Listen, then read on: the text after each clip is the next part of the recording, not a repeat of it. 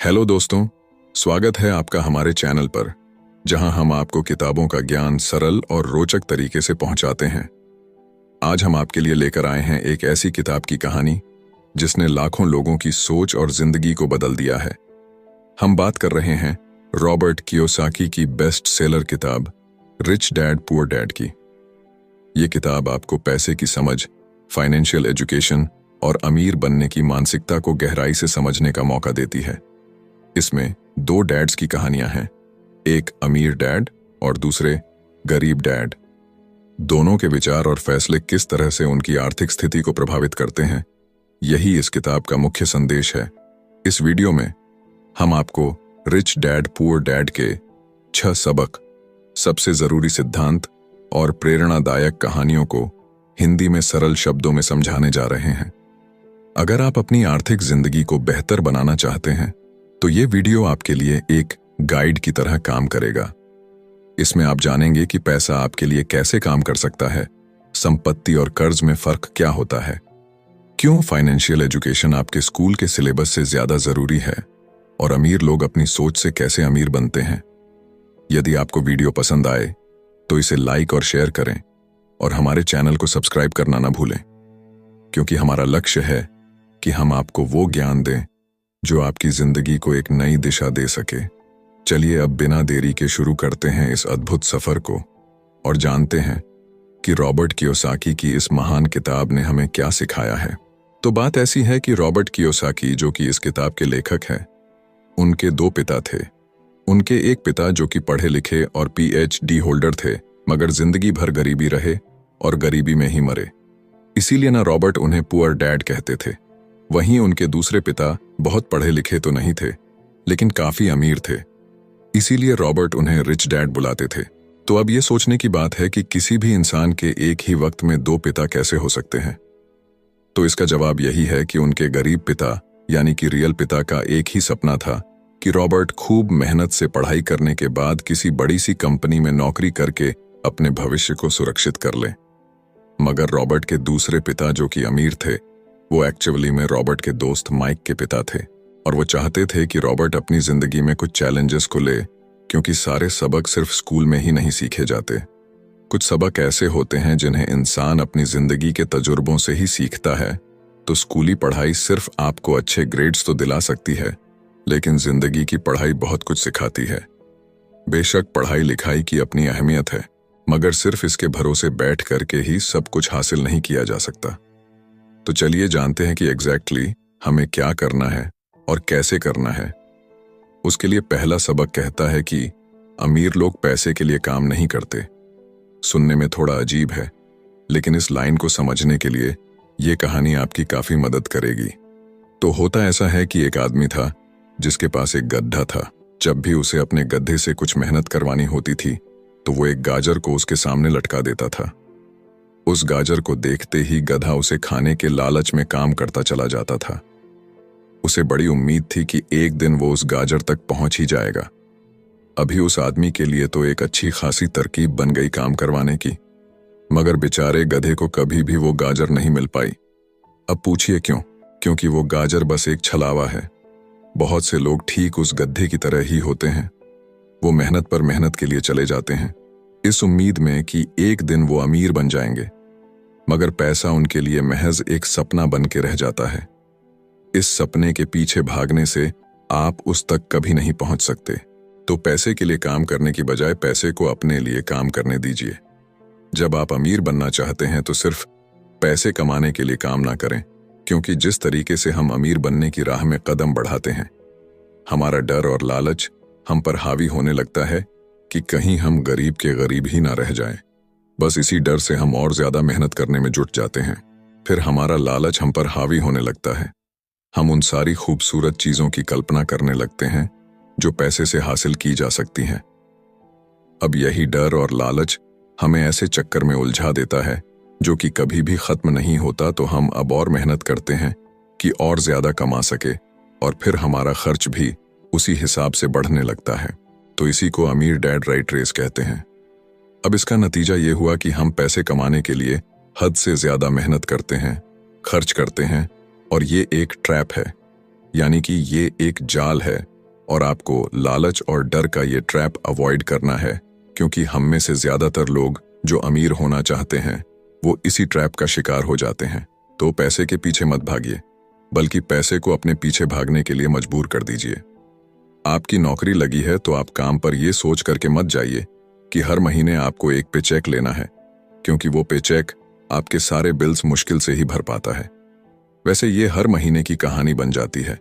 फिर तंग आकर के आप कोई दूसरी नौकरी ढूंढ करके और ज्यादा मेहनत करने लगते हैं, लेकिन तब भी आप पैसे के लिए ही काम कर रहे होते हैं, और यही वजह है कि आप कभी भी अमीर नहीं बन पाते। सच का सामना कीजिए। आपकी जवाबदेही खुद के लिए है, ना कि दूसरों के लिए। तो आपके जो भी सवाल है वो आप खुद से पूछिए, क्योंकि उनका जवाब सिर्फ आपके ही पास है। क्या आप सिर्फ इसलिए काम कर रहे हैं कि आपकी जिंदगी में सिक्योरिटी रहे, एक ऐसी नौकरी जहां से आपको निकाले जाने का कोई डर ना हो, या फिर आप सिर्फ 2 पैसे कमाने के लिए काम करते हैं और आपको लगता है कि एक दिन आप इस तरीके से अमीर हो जाएंगे? क्या बस यही आपको सेटिस्फाई करने के लिए काफी है? अगर आपका जवाब हाँ है, तो मुझे आपकी सोच पर बड़ा अफसोस है, क्योंकि आपने जो अमीर बनने का सपना देखा है ना, वो कभी पूरा नहीं होने वाला। आप हमेशा गरीबी में ही जिएंगे। लेकिन अगर आपका जवाब ना है, तो आपका पहला कदम यह होगा कि सबसे पहले आप अपने मन से डर को हटा दीजिए, क्योंकि ज्यादा पैसा ना कमा पाने का डर और लालची आपको बगैर सोचे समझे काम करने के लिए मजबूर करता है, और हमारा यही कदम हमें नाकामयाबी की तरफ धकेलता है। बेशक हम सबके अंदर डर और चाहत की भावना होती है, और ये नेचुरल है, लेकिन उन्हें खुद पर इतना हावी ना होने दीजिए कि हम उनके बस में होकर के उलटे सीधे फैसले लेने लग जाएं। बेहतर होगा कि हम जो भी करें पहले उसके बारे में खूब सोच लें। हमेशा दिल से नहीं बल्कि दिमाग से काम ले। हर सुबह अपने आप से पूछिए कि क्या आप उतना कर पा रहे हैं जितना कि आपको करना चाहिए। क्या आप अपनी पोटेंशियल का पूरा इस्तेमाल कर पा रहे हैं? आम लोगों की तरह सोचना छोड़ दीजिए, जो काम सिर्फ और सिर्फ पैसे के लिए करते हैं। ये सोचना छोड़ दीजिए कि मेरा बॉस कम पैसे देता है, मुझे ज्यादा मिलना चाहिए, मैं ना इससे ज्यादा कमा सकता हूं। एक बात याद रखिए, आपकी परेशानियों के लिए सिर्फ आप जिम्मेदार हैं, कोई और नहीं। बॉस अगर आपकी सैलरी को नहीं बढ़ा रहा है तो उसे इल्जाम मत दीजिए। जब आप खुद की प्रॉब्लम्स की जिम्मेदारी लेते हैं तो सिर्फ आप ही उसका हल निकाल सकते हैं। और यही वो पहला सबक और पहला प्रिंसिपल है जो कि आमिर डैड ने रॉबर्ट को सिखाया। इस सबक का एक पार्ट ये भी था कि अमीर डैड ने उन्हें एक कन्वीनियंस स्टोर में काम करने पर लगा दिया। उन्हें इस काम के कोई पैसे नहीं मिले, वो बस काम करते रहे, और इसका फायदा ये हुआ कि वो अपने दिल से काम में लगे रहे, और इस दौरान कई नए आइडियाज उनके दिमाग में आते रहे। पैसे को अपने पीछे कैसे भगाया जाए, इस बारे में उन्हें कई विचार मिले। उन्होंने देखा कि उस स्टोर की क्लर्क कॉमिक्स बुक के फ्रंट पेज को 2 हिस्सों में फाड़ देती थी।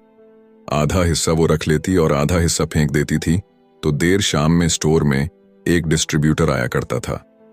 वो कॉमिक्स बुक्स के ऊपरी आधे हिस्से को क्रेडिट के लिए लेता, पर बदले में नई कॉमिक्स बुक्स दे जाया करता। तो एक दिन उन्होंने उस डिस्ट्रीब्यूटर से पूछा कि क्या वो पुरानी कॉमिक्स बुक्स ले सकते हैं।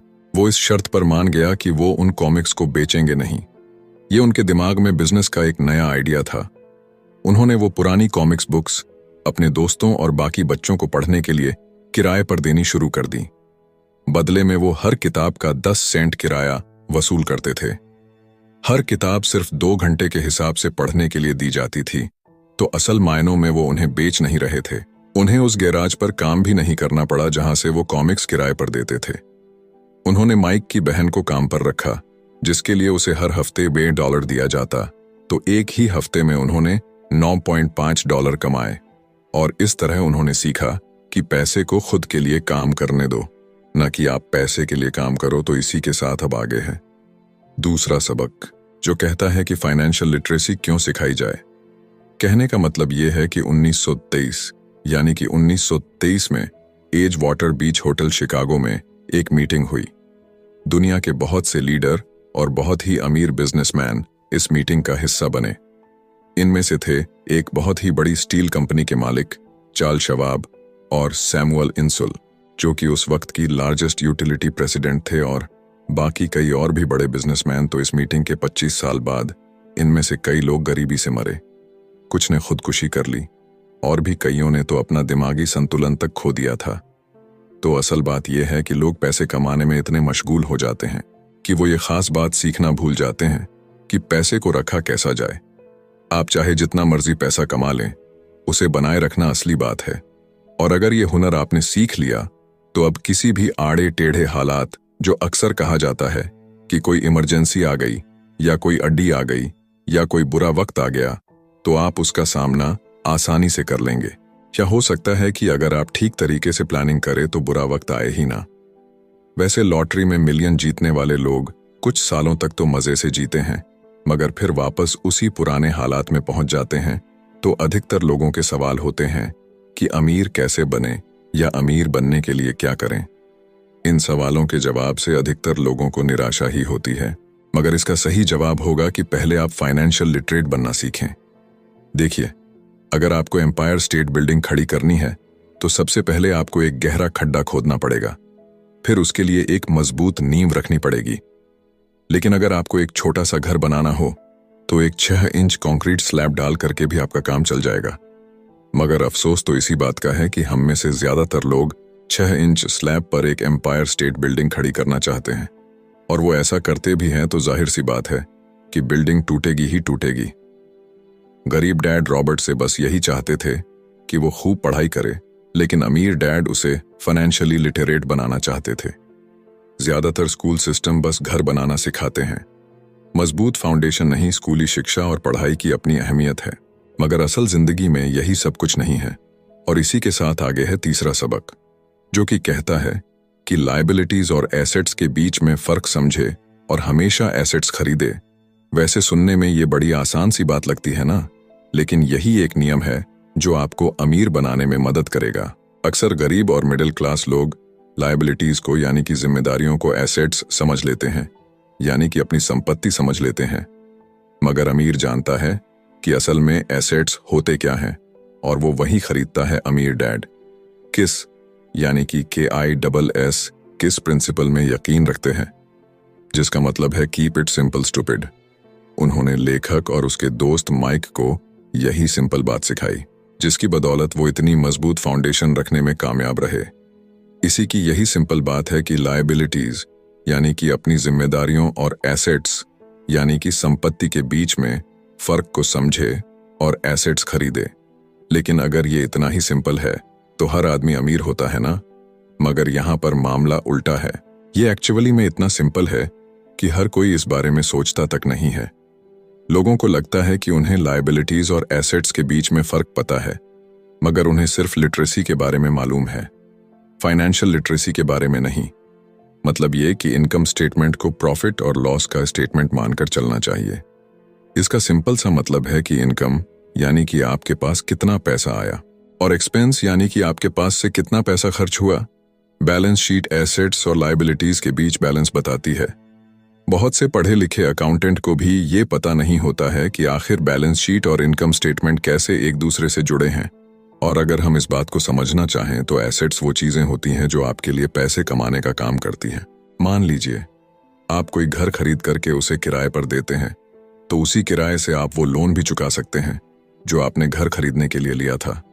अब घर भी आपका हुआ और उससे मिलने वाला किराया भी। इसके उलट लायबिलिटीज आपकी जेब से पैसे खर्च करवाती है, जैसे कि घर खरीद करके उसमें रहने से आपको कोई किराया नहीं मिलने वाला।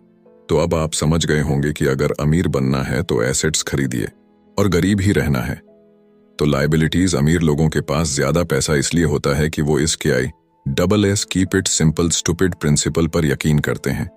वहीं दूसरी तरफ गरीब लोग इस प्रिंसिपल को ठीक से समझ ही नहीं पाते। इसीलिए इस बात पर जोर दिया जा रहा है कि सिर्फ लिटरेट नहीं बल्कि फाइनेंशियल लिटरेट बनिए। सिर्फ नंबर से कुछ नहीं होता।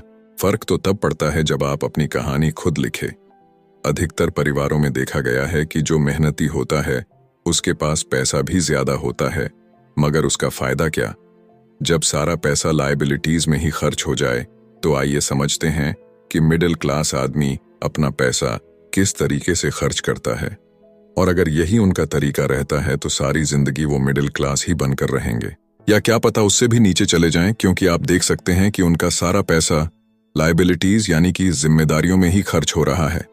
कभी मोर्टगेज, कभी रेंट, कभी car loan, house loan, credit card का बिल फीस, बिजली का बिल और भी ना जाने क्या क्या, उनकी सारी कमाई इसी में खर्च हो जाती है।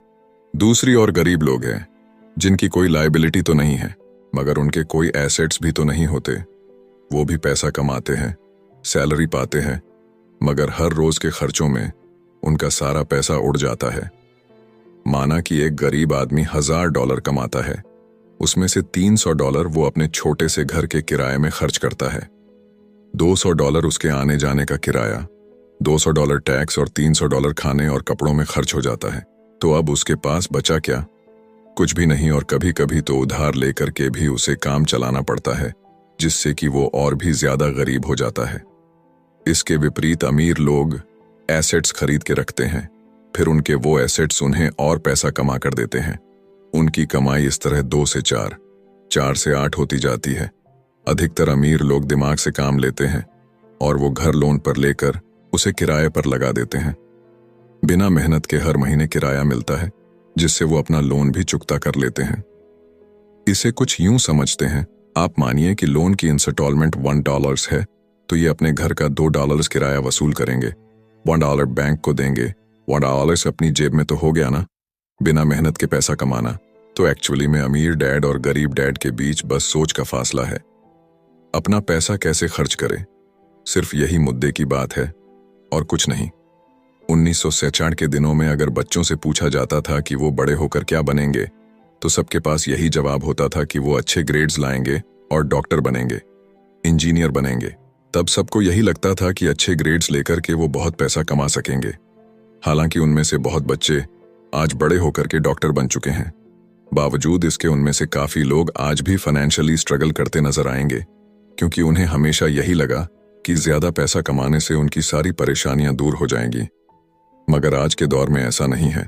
आज बहुत से बच्चे फेमस एथलीट बनना चाहते हैं, या फिर सीईओ, या फिर कोई मूवी स्टार या रॉक स्टार, क्योंकि उन्हें पता है कि सिर्फ अच्छी पढ़ाई और अच्छे ग्रेड्स के भरोसे बैठ करके वो करियर में सक्सेस नहीं पा सकते।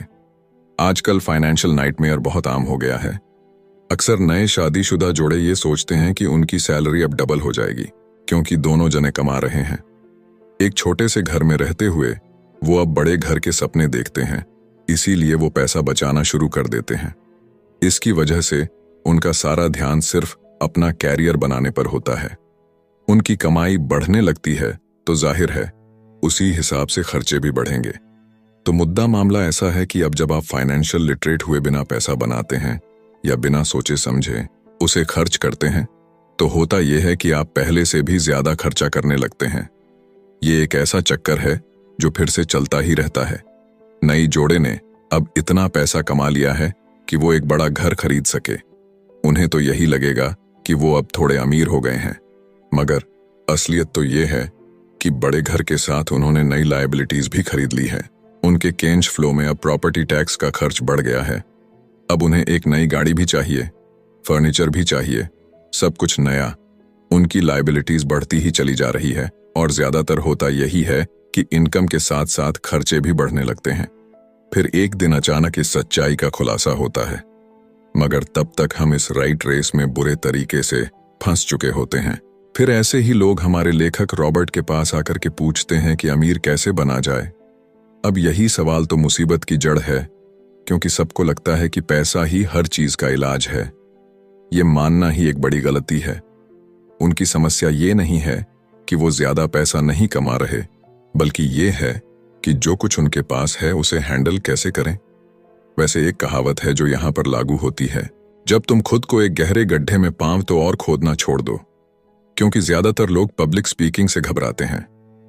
मनोचिकित्सक यानी कि साइकेट्रिस्ट का मानना है कि लोग इसलिए घबराते हैं क्योंकि उन्हें रिजेक्शन का डर होता है, औरों से अलग होने का डर होता है। लोग हमारे बारे में क्या सोचेंगे या हम पर वो कहीं हंसेंगे तो नहीं, बस यही सोचकर कि ज्यादातर लोग पब्लिक स्पीकिंग से दूर भागते हैं। वो वही करना पसंद करते हैं जो सब कर रहे होते हैं। ऐसे लोग खुद को भीड़ का हिस्सा बना करके संतुष्ट हो जाते हैं। आपका घर आपका सबसे बड़ा एसेट है, लोन लीजिए। अरे अब तो प्रमोशन हो गया है, अब तो सैलरी बढ़ गई है, तो नया घर तो ले ही लो।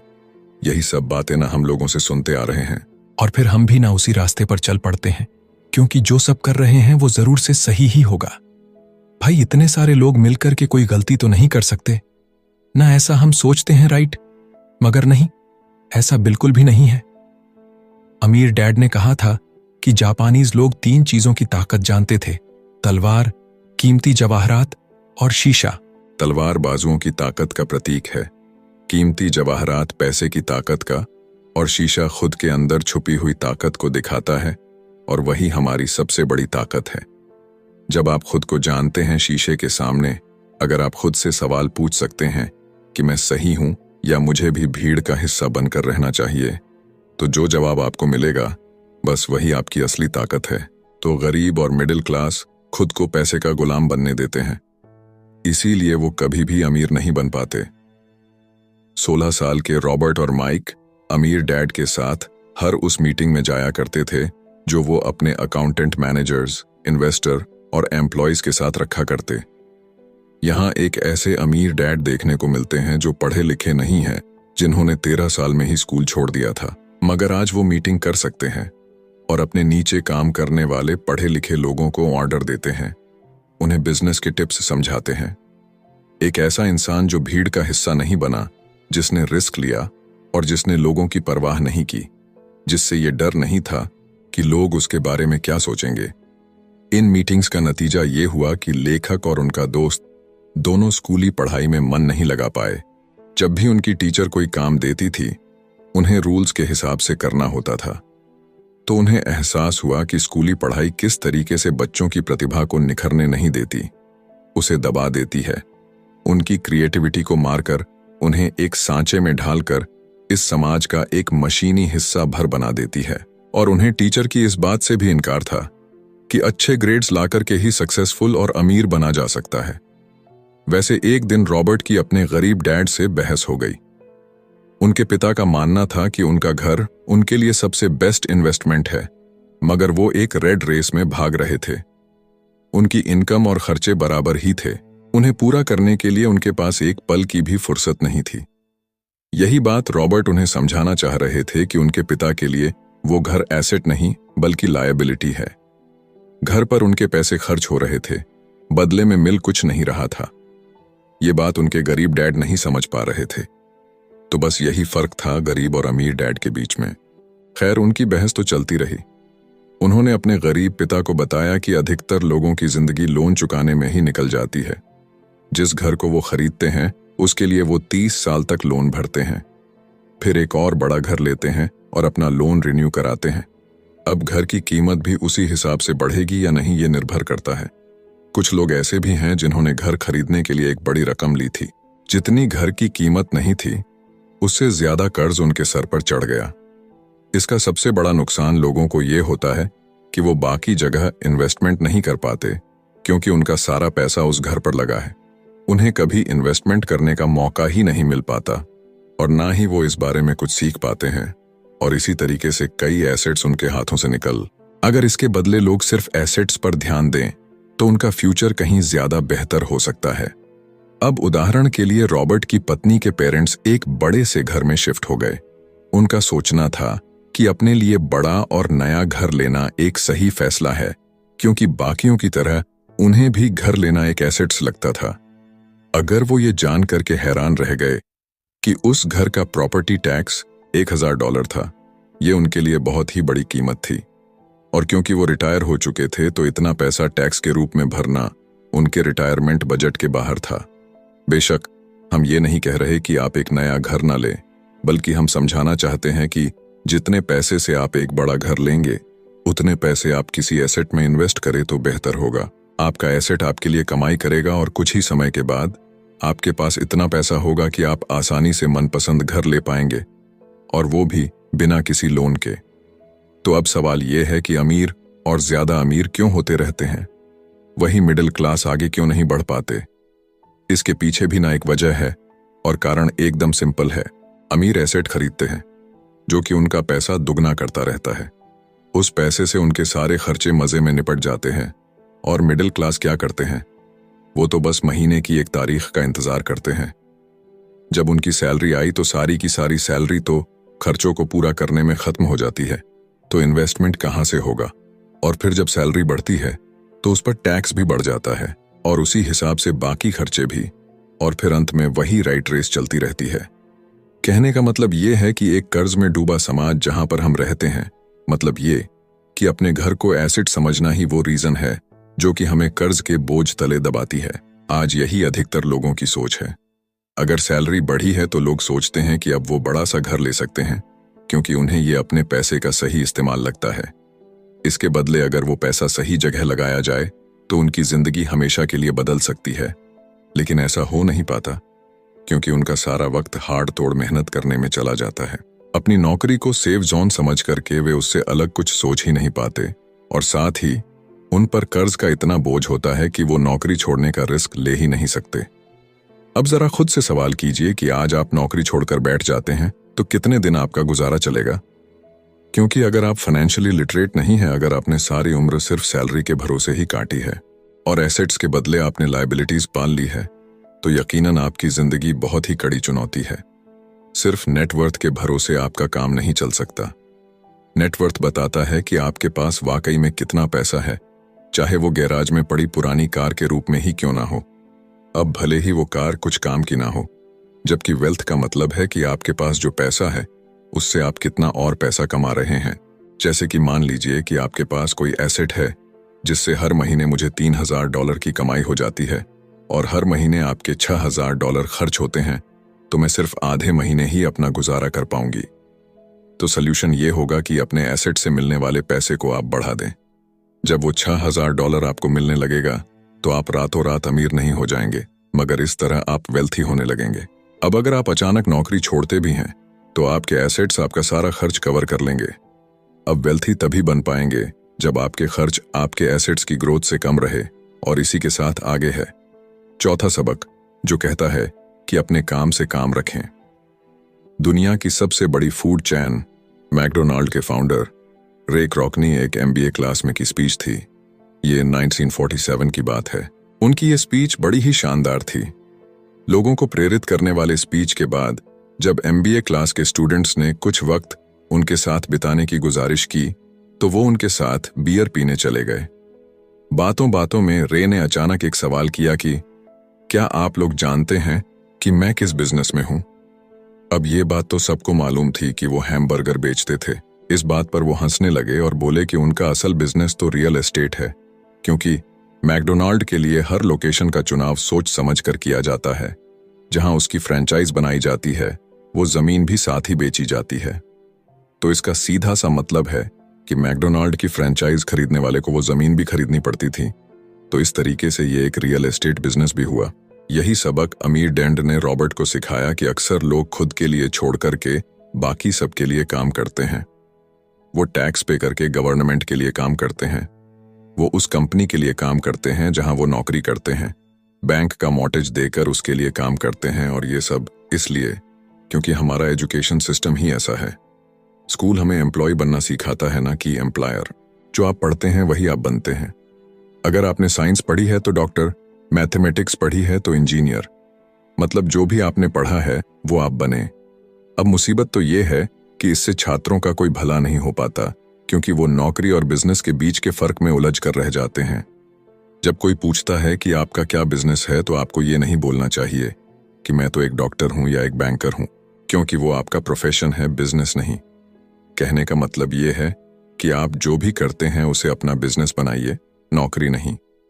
अपनी सारी उम्र दूसरों के लिए काम करके उन्हें अमीर करने में बर्बाद ना करें, बल्कि खुद की जिंदगी को खुशहाल बनाने के लिए काम करें। बहुत से लोगों को इस बात का एहसास बड़ी देर से होता है कि उनका हाउस लोन उनकी जान ले रहा है, और फिर उन्हें लगता है कि जिसे वो एसेट मानने की गलती कर रहे थे, एक्चुअली कभी वो एसेट था ही नहीं। जैसे उन्होंने कार ली तो उससे जुड़े तमाम खर्चे उनकी लायबिलिटीज बन गए, तो उनकी मुसीबतें शुरू हो जाती हैं। इसीलिए तो हम एसेट कॉलम पर इतना ज्यादा जोर दे रहे हैं ना कि आपकी इनकम कॉलम पर, और यही फाइनेंशियली सिक्योर होने का सही तरीका है। आप कितने अमीर हैं ये जानने का सही तरीका नेटवर्थ इसलिए नहीं है क्योंकि जब भी आप अपने एसेट बेचते हैं तो उन पर भी टैक्स लगता है। आपको उतना पैसा नहीं मिलता जितना कि आप सोचते हैं। आपके बैलेंस शीट के हिसाब से आपको जितना भी पैसा मिलेगा उस पर भी आपको टैक्स देना पड़ेगा। ये किताब आपको कभी ये सलाह नहीं देगी कि आप अपनी नौकरी छोड़ें। आप अपनी नौकरी करते रहिए और साथ ही एसेट्स भी खरीदते रहिए। और एसेट्स से मेरा मतलब है सही और असली मायने में एसेट्स। मैं ये नहीं कहूंगी कि आप कोई कार्ड लीजिए, क्योंकि वो मेरी नज़र में असेट्स यानी कि संपत्ति नहीं है, क्योंकि जैसे ही आप उसे चलाना शुरू करते हैं वो अपनी कीमत का 25% खो देती है। अब किस तरह के एसेट्स खरीदे जाने चाहिए, यहां हम आपको कुछ उदाहरण देते हैं। ऐसा बिजनेस जहां आपकी मौजूदगी जरूरी ना हो, जो दूसरे लोग आपके लिए चलाएं, क्योंकि आप वहां पर ज्यादा वक्त देंगे तो वो बिजनेस नहीं, नौकरी होगी। दूसरा है रियल एस्टेट पे पैसा लगाएं। तीसरा है स्टॉक और बांड खरीदे, तो जब एसेट खरीदे तो अपनी पसंद की चीजों पर पैसा लगाएं, क्योंकि आपका मन होगा तभी आप उस पर ध्यान दे पाएंगे। अगर उसमें आपकी रुचि होगी तो आप उसे बेहतर समझ पाएंगे। रॉबर्ट को रियल एस्टेट और स्ट्रोक्स में रुचि थी, खासकर छोटी कंपनीज में इन्वेस्ट करना। अपने अमीर डैड की सलाह पर उसने अपनी नौकरी कभी नहीं छोड़ी। वो जॉब करता रहा, साथ ही अपने एसेट कॉलम को बड़ा और मजबूत बनाता चला गया। एक पैसा भी जो आप कमाते हैं उसे बेकार न जाने दें। अपने पैसे को अपना गुलाम मानकर चलिए, जो कि आपके लिए काम करे। आप लग्जरी खरीदना चाहते हैं, शौक से खरीदे, कोई बड़ी बात नहीं, मगर ये ना भूले कि अमीर और मिडिल क्लास में यही सोच का फर्क है। जहां मिडिल क्लास पैसा आते ही पहले लग्जरी में खर्च करेगा, वहीं अमीर आदमी उसे अंत में खरीदेगा। और इतना समझ लेने के बाद अब अगले सबक में आप अमीर लोगों के सबसे बड़े सीक्रेट के बारे में जानेंगे। तो 5वां सबक कहता है कि अमीर पैसा इन्वेंट करते हैं। अलेक्जेंडर ग्राहम बेल ने टेलीफोन इन्वेंट करने के बाद उसे पेटेंट कर दिया था। इनका बिजनेस बढ़ा और संभालने में मुश्किल होने लगी तो वो वेस्टर्न यूनियन गए और उन्हें अपना पेटेंट और छोटी सी कंपनी $1,00,000 में बेचने की पेशकश की। उस वक्त की वेस्टर्न यूनियन के प्रेसिडेंट ने पेशकश को ठुकरा दिया। उन्हें ये दाम कुछ ज्यादा ही लग रहे थे और फिर उसके बाद एक बड़ी कंपनी AT&T का जन्म हुआ। रॉबर्ट 1984 से प्रोफेशनल तौर पर पढ़ा रहे हैं। एक चीज जो हजारों लोगों को पढ़ाने के बाद उन्होंने जानी तो वो ये कि उन सब लोगों में पोटेंशियल था, बल्कि हर एक इंसान में पोटेंशियल है जो कि हमें महान बना सकती है। इसके बावजूद जो हमें रोकता है वो है खुद पर डाउट रखना। स्कूल छोड़ने के बाद हमें पता चलता है कि जिंदगी में आगे बढ़ने के लिए सिर्फ ग्रेड्स ही काफी नहीं होते। जैसे सिर्फ स्मार्ट लोग ही आगे नहीं बढ़ते, बल्कि वे बढ़ते हैं जो कि बोल्ड भी होते हैं। ये सच है कि फाइनेंशियल जीनियस होने के लिए इसकी नॉलेज भी होनी चाहिए, मगर साथ ही हिम्मत और बोल्डनेस भी चाहिए। ज्यादातर लोग पैसे के मामले में कोई रिस्क नहीं लेना चाहते, मगर अमीर होने के लिए आपको रिस्क लेने ही पड़ेंगे, क्योंकि हो सकता है कि आने वाले सालों में एक नया बिल गेट्स पैदा हो या अगला अलेक्जेंडर और बाकी शायद दिवालिया बनकर गरीब हो जाए। अब ये आपकी मर्जी है, आप इनमें से क्या बनना चाहते हैं। अगर आप अपना फाइनेंशियल IQ बढ़ाते हैं तो बहुत कुछ हासिल कर सकते हैं, और अगर नहीं तो आने वाले साल और भी डरावने हो सकते हैं, क्योंकि हर पुराना जाता है तो नया आता है। तो जो आज है वही सबसे खुशहाल वक्त है। आज के दौर में लोग ज्यादा फाइनेंशियली स्ट्रगल कर रहे हैं क्योंकि उनकी सोच अभी भी पुरानी है। फिर वे अपनी गलती ना मानकर या तो अपने बॉस को इल्जाम देंगे या नई टेक्नोलॉजी को। जो कभी कल के दौर में एसेट था वही आज लायबिलिटी बन चुका है, तो आपको अपडेट रहने की जरूरत है। रॉबर्ट ने एक गेम डिजाइन किया जिसे वो कींच फ्लो कहते हैं। ये लोगों को सिखाता है कि पैसा कैसे काम करता है, अमीर बनने की राह क्या है और राइट रेस से बाहर कैसे निकले। ये सारी चीजें इस गेम से समझाने की कोशिश की गई है। एक दिन एक औरत आई। गेम खेलने के दौरान उसने एक बोर्ड कार्ड जीता, जिसका मतलब था कि उसने उस गेम में एक बोर्ड जीती। वो औरत बड़ी खुश हुई, मगर जब उसे पता चला कि वोट लेने के लिए तो उसे एक बड़ी रकम टैक्स भरनी होगी, तो उसकी खुशी गायब हो गई। वो वोट उसके लिए अब एसेट नहीं बल्कि लायबिलिटी बन गई। उसे पता चला कि ऐसे तो ये वोट उसकी जान ही ले लेगी। उसे ये आइडिया समझ में ही नहीं आया और रिफंड की मांग की। उसे उसके पैसे वापस मिल गए और वो चली गई, मगर बाद में उसने फोन करके बताया कि उसे अब गेम का आइडिया कुछ समझ में आने लगा था। वो उस गेम से अपनी लाइफ को जोड़ करके देख पा रही थी। पैसा कैसे काम करता है, इस बात को समझ ना पाने की वजह से उसका गुस्सा जायज था। हम भी अक्सर यही करते हैं। जो बात हमारी समझ से परे होती है उस पर गुस्सा आता है और हम जिंदगी की हर परेशानी के लिए उसे ब्लामे करना शुरू कर देते हैं। मगर अगर ठंडे दिमाग से सोचे तो ये तरीका एकदम गलत होगा। बेहतर होगा कि हम उन्हें समझने की कोशिश करें तो गेम ऑफ लाइफ जीत सकते हैं। बहुत से लोग कैश फ्लो गेम में खूब पैसा जीतते हैं, फिर उन्हें समझ ही नहीं आता कि उस पैसे का क्या करें, तो वो हैरान होने लगते हैं। इसकी वजह है उनकी पुरानी सोच जो आगे नहीं बढ़ने देती, और फिर वो बाद में सारा पैसा ही हार बैठते हैं। कुछ लोग कहते हैं कि वे हार गए क्योंकि उनके पास सही पत्ते नहीं थे। बहुत से लोग इस तरह जिंदगी में सही मौकों की तलाश में बैठे रहते हैं। कुछ लोग तो सही मौका मिलता भी है तो उसका फायदा नहीं उठा पाते क्योंकि वो कहेंगे कि उनके पास पैसा ही नहीं था। अब कुछ ऐसे भी होते हैं जिन्हें पैसा और मौका दोनों मिले, फिर भी वो कुछ हासिल नहीं कर पाए क्योंकि एक्चुअली में वो समझ ही नहीं पाए कि ये एक अपॉर्चुनिटी है। फाइनेंशियल इंटेलिजेंस का मतलब है कि आप पैसे को लेकर कितने क्रिएटिव हो सकते हैं। अगर आपको मौका मिलता है तो बगैर पैसे के आप क्या करेंगे, और अगर पैसा है मगर मौका नहीं तो उस सूरत में आप क्या करेंगे। ये सब आपकी फाइनेंशियल इंटेलिजेंस पर निर्भर करता है। ज्यादातर लोग इस बात का एक ही सॉल्यूशन जानते हैं कि खूब मेहनत करके खूब पैसा कमाया जाए, लेकिन आपको सीखना है कि अपने लिए मौका कैसे पैदा किया जाए, न कि उसके इंतजार में बैठे रहे। सबसे खास बात अमीरों की जो है वो ये है कि उन्हें पता है कि पैसा असली चीज नहीं है। असली चीज है इसका सही मतलब जानना, ये जान लेना कि जो हमें चाहिए वो हम इससे बना सकते हैं। हमारा दिमाग हमारे लिए सबसे बड़ा एसेट होता है। यही हमें सुपर रिच बना सकता है या सुपर पुअर, निर्भर करता है कि हम कैसे इसका इस्तेमाल करें। जो लोग सफल हैं उनके साथ कदम मिलाकर चलना है तो आपको ये सीखना पड़ेगा कि पैसा बढ़ाने की चाहत को खुद के अंदर कैसे पैदा करें। आपको अपने सबसे बड़े एसेट यानी कि आपके दिमाग को इन्वेस्ट करने की जरूरत है। आपको फाइनेंशियली इंटेलिजेंट होना पड़ेगा। तो आइए इसे हम समझते हैं एक उदाहरण से। 1990 के दशक में एरिज़ोना और फिनिक्स के आर्थिक हालात बुरे चल रहे थे। वहां के लोगों को हर महीने $100 बचाने की सलाह दी जा रही थी। बुरे वक्त के लिए पैसा बचाने का विचार कुछ हद तक सही भी है, मगर उस पैसे का क्या फायदा जो आप जमा करते जाते हैं। इससे तो अच्छा है कि उनका कुछ हिस्सा इन्वेस्ट किया जाए जो कि आगे चलकर आपको फायदा दे। खैर, बात करते हैं एरिज़ोना और फिनिक्स के लोगों की जो आर्थिक तंगी झेल रहे थे। ऐसे में इन्वेस्टर को ये एक बढ़िया मौका लगा।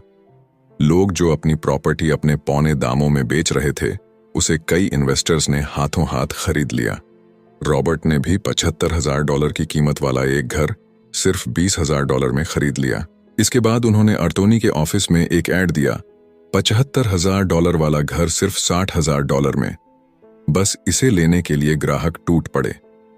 रॉबर्ट का फोन बजना बंद ही नहीं हो रहा था कि ये पैसा उनको उस एसेट से मिलने जा रहा था जो उन्होंने प्राइमरी नोट के रूप में ग्राहक से लिया था, और उन्हें ये पैसा कमाने में केवल 5 घंटे लगे। उन्होंने जो $40,000 इन्वेंट करे वो उनके एसेट कॉलम से क्रिएट हुए थे, और बगैर टैक्स के उन्होंने अचानक ही मिले एक मौके का फायदा उठाकर ये पैसा क्रिएट अपने इनकम कॉलम में ऐड कर लिए।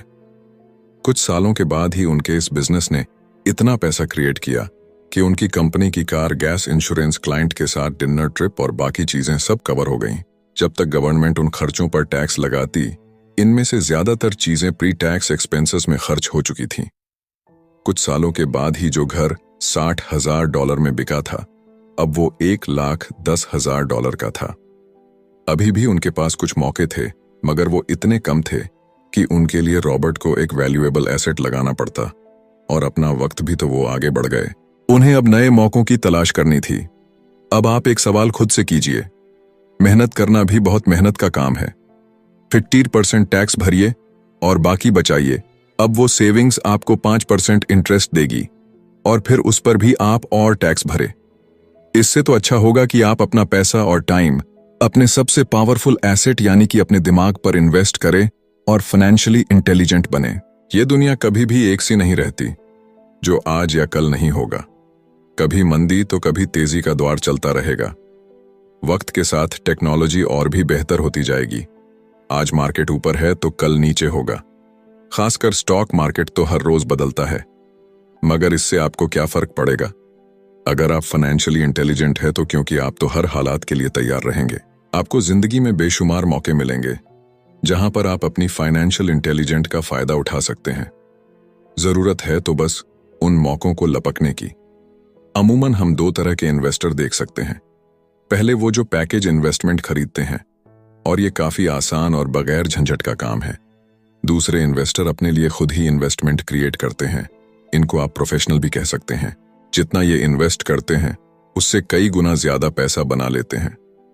अब अगर आप इस तरह के इन्वेस्टर बनना चाहते हैं तो आपको खास तौर पर इन 3 स्किल्स को समझने की जरूरत है। पहली, ऐसी अपॉर्चुनिटी ढूंढिए जो कि बाकी न ढूंढ सके। याद रहे कि आपका दिमाग वो देख सकता है जो बाकियों की आंखें भी नहीं देख पाए। दूसरा है, पैसा बढ़ाइए। जब पैसे की जरूरत पड़े तो मिडिल क्लास केवल बैंक जाता है, मगर दूसरे टाइप के इन्वेस्टर पैसा बढ़ाकर के कैपिटल रेस करते हैं।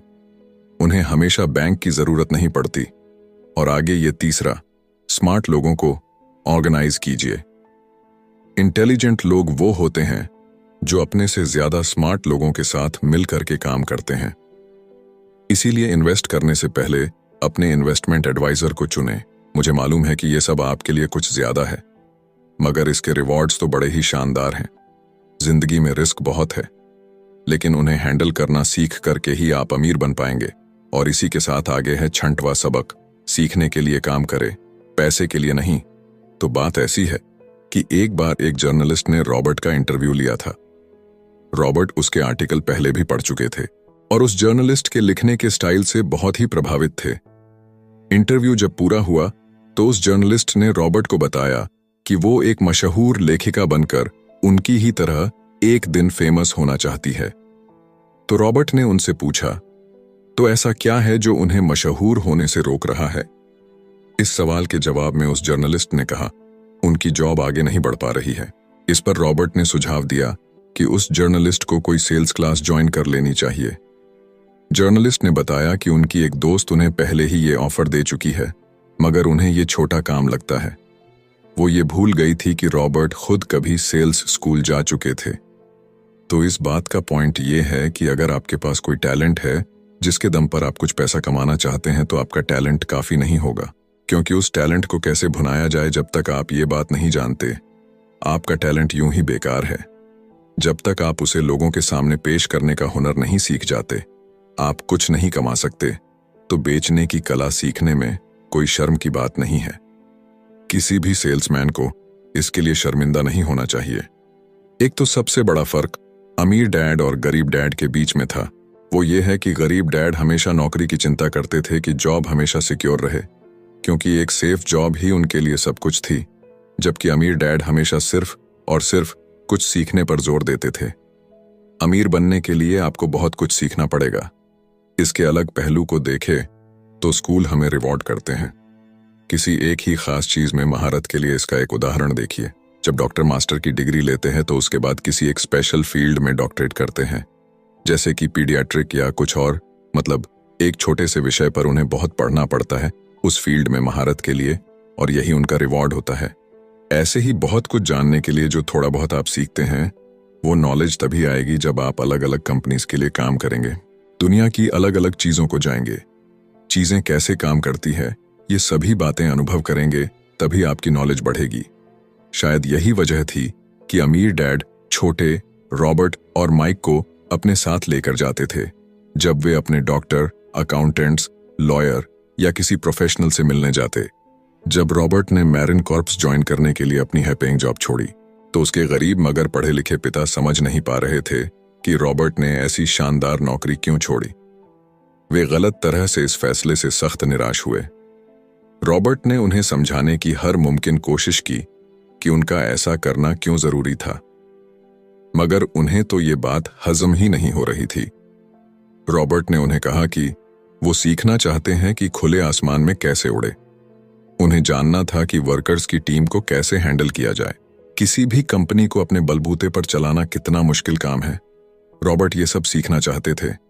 वियतनाम से लौटने के बाद रॉबर्ट ने अपनी जॉब से रिजाइन कर दिया और जेरोक्स कॉर्प्स को ज्वाइन कर लिया।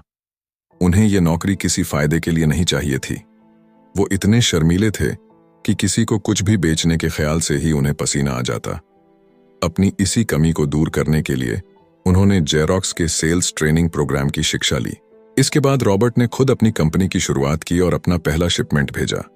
वे अगर इसमें नाकामयाब रहते तो पक्का दिवालिया हो जाते, लेकिन उन्होंने ये रिस्क लिया और अपने अमीर डैड की सीख को याद रखा कि बेशक आप 30 की उम्र से पहले दिवालिया होने का रिस्क ले सकते हो, क्योंकि इस उम्र में आपको रिकवर होने का मौका भी मिल जाता है। ज्यादातर एम्प्लॉय अपने वर्कर्स को इतना तो पे करते हैं कि वो काम छोड़कर ना जाए, और ज्यादातर वर्कर भी जी फाड़ करके इसलिए मेहनत करते हैं कि वो काम से निकाले ना जाए।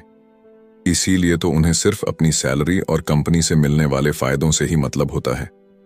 इस सोच के साथ उनके कुछ साल तो बढ़िया गुजरते हैं, मगर ये लंबे समय तक काम नहीं करता। तो क्यों ना आप वो सब कुछ अभी सीखें जो आप सीखना चाहते हैं, इससे पहले कि आप कोई एक खास प्रोफेशन अपने लिए चुनें, क्योंकि अगर एक बार आपने अपना प्रोफेशन चुन लिया तो आप हमेशा के लिए उसी में बंध कर रह जाएंगे। तो दोस्तों, इसी के साथ ये समरी यहीं पर समाप्त होती है। धन्यवाद।